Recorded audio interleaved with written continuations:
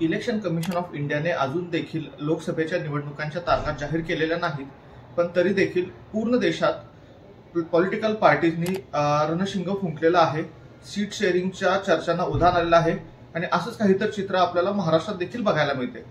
देश पातळीवर आपण जर विचार केला तर इंडिया वर्सेस एनडीए ही लढाई बघायला मिळेल. आणि तर आपण महाराष्ट्रात आलो तर महाविकास आघाडी विरुद्ध महायुती ही लढाई बघायला मिळेल. महाविकास आघाडी अर्थातच म्हणजे उद्धव ठाकरे, शरद पवार आणि काँग्रेस, आणि महायुती म्हणजेच शिंदे, फडणवीस आणि अजित पवार. आपल्या आजच्या ह्याचा पूर्ण चर्चेचा जो मुद्दा आहे तो सीट शेअरिंग अर्थातच नाहीये. त्याच्याबद्दल तुम्ही खूप बातम्या वाचल्या असतील, तुम्ही बघत असाल टीव्हीवर की यांना एवढ्या सीट मिळतील, त्यांना तेवढ्या सीट मिळतील. आपण या सीट शेअरिंगच्या मागचं राजकारण समजून घ्यायचा प्रयत्न करू आणि येत्या काळात ते कसं अफेक्ट करेल या सगळ्या पॉलिटिकल पार्टीजना ह्याच्याबद्दल थोडीशी चर्चा करू. नमस्कार, मी आकाश खांडके आणि तुम्ही पाहताय जस्ट पॉलिटिक्स. आपण जाणतो की मागच्या वेळेस शिवसेना आणि भाजपने एकत्र निवडणूक लढली होती आणि उत्तर प्रदेश नंतर सर्वात जास्त लोकसभेच्या सीट या महाराष्ट्रात आहेत. 40 सीट महाराष्ट्रात आहेत आणि सर्वांचं लक्ष महाराष्ट्राकडे लागून आहे, कारण या 40 सीट मेक और ब्रेक करू शकतात येणाऱ्या इलेक्शनमध्ये. कोण सत्तेत राहणार, कोण विरोधात राहणार हे या 40 सीटवर भरपूर अवलंबून आहे.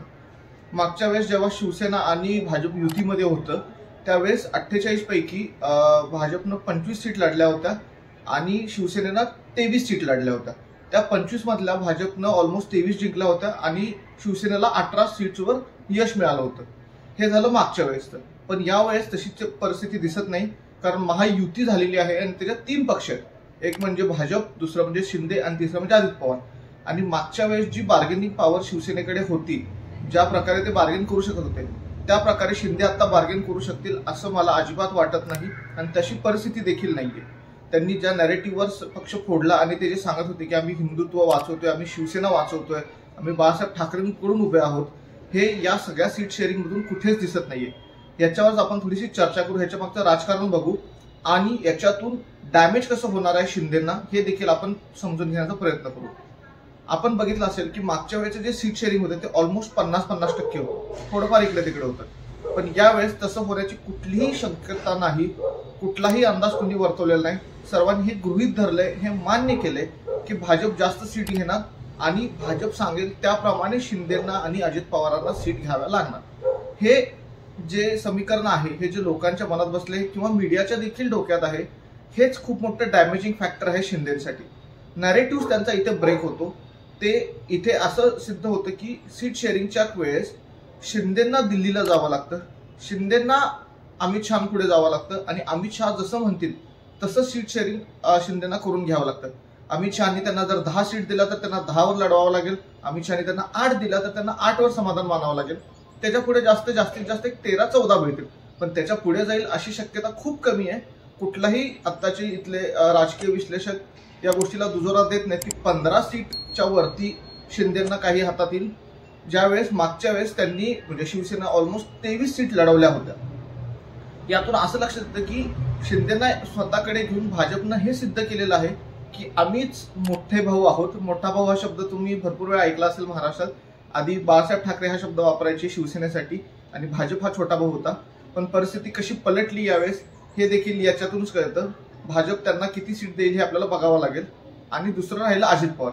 अजित पवार देखील बार्गेन करत आहेत, पण त्यांच्या बार्गेनला तसं जास्त काही महत्व नाहीये, कारण मागच्या वेळेस शरद पवारांच्या राष्ट्रवादीला एकूण 4 लोकसभेच्या सीट मिळाल्या होत्या आणि यावेळेस त्यातले बऱ्यापैकी 3 खासदार माझ्या मते हे अजून देखील शरद पवारांबरोबरच आहेत.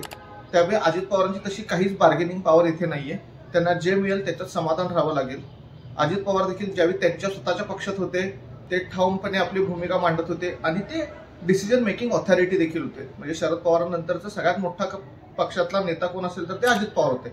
पण सध्या परिस्थिती तशी राहिली नाहीये. त्यांना पक्ष मिळाला, चिन्ह मिळालं, सगळं झालंय, पण तरी पण ते डिसिजन मेकिंग ऑथॉरिटी राहिले नाही, कारण ते भाजपाला आश्रित गेलेले आहेत. भाजपानं त्यांना बरोबर घेतले आणि जसं अमित शहा दिल्लीत ठरवतील तसंच त्यांना इथं ऐकावं लागेल. ह्याचा लॉंग टर्म इफेक्ट असा होईल माझ्या मते की येणाऱ्या लोकसभा निवडणुकीत त्यांना आहे त्या सीटवर म्हणजे समाधान मानून घ्यावंच लागेल. आणि ह्याचा बरोबर काय म्हणतात हे नॅरेटिव्ह बिल्ड करण्यात महाविकास आघाडीला यश येईल की बघा हे भाजप बरोबर गेले आणि भाजपचे आश्रित झाले. भाजप म्हणेल तेवढंच त्यांना लढावं लागतं, भाजप म्हणेल तेच त्यांना करावं लागतं. आणि त्याच्यामुळे तुम्ही महाविकास आघाडीला मत द्या, आम्हाला मत द्या, कारण आम्ही कुणाच्याही आश्रित नाही, आम्ही कुणाच्याही अंडर नाही, आम्ही इंडिपेंडेंटली लढत आहोत. 2019 मध्ये देखील आम्ही इंडिपेंडेंटली लढलो, आम्ही चांगलं बार्गेन केलं. तो जो USP आहे, युनिक सेलिंग प्रपोजिशन आपण ज्याला म्हणतो, एक आपली गोष्ट ठामपणे मांडायचा एक मुद्दा असतो, तो महायुतीमधल्या शिंदे गटाकडे आणि अजित पवारांकडे राहील असं मला वाटत नाही आत्ताचा सगळा सिनारिओ बघता. आणि ह्याचा फटका लोकसभेपेक्षा त्यांना येणाऱ्या विधानसभेत जास्त बसेल असं माझं मत आहे. कसं मी तुम्हाला सांगतो की लोकसभेत आपल्याला सर्वांना माहिती आहे की भाजप खूप स्ट्रॉंग आहे, त्यामुळे बार्गेनिंग भाजप करेल आणि यांना कमी सीटवर ठेवेल. पण हा जे ह्यातून जे परसेप्शन तयार होईल, हे जे इमेज जाईल की शिंदे झुकले, अजित पवार झुकले, भाजप म्हणेल तसंच त्यांना वागावं लागतं, ही गोष्ट महाविकास आघाडी लोक विधानसभेपर्यंत पकडून ठेवेल. विधानसभेपर्यंत लोकांना हे पटवून द्यायचा प्रयत्न करेल की ह्या दोन पक्षांचं स्वतःचं अस्तित्व राहिलेलं नाही, भाजप म्हणेल तसं त्यांना वागावं लागतं. पण आमचं तसं नाहीये. आता आपण बघितलं असेल की एवढं डॅमेज होऊन देखील उद्धव ठाकरेच महाविकास आघाडीचा चेहरा म्हणून समोर येत आहेत, तेच लीड करतायत, लिडिंग फ्रॉम द फ्रंट. आणि मध्ये बातम्या पण आल्या होत्या की स्वतः राहुल गांधींनी त्यांना फोन करून त्यांच्याशी एक तासभर फोनवर चर्चा केली आणि त्यातून त्यांनी स्ट्रॅटेजी ठरवली. तर यातून हा नॅरेटिव्ह नक्कीच सेट होईल की शिंदे झुकले, शिंदे मागे पडले.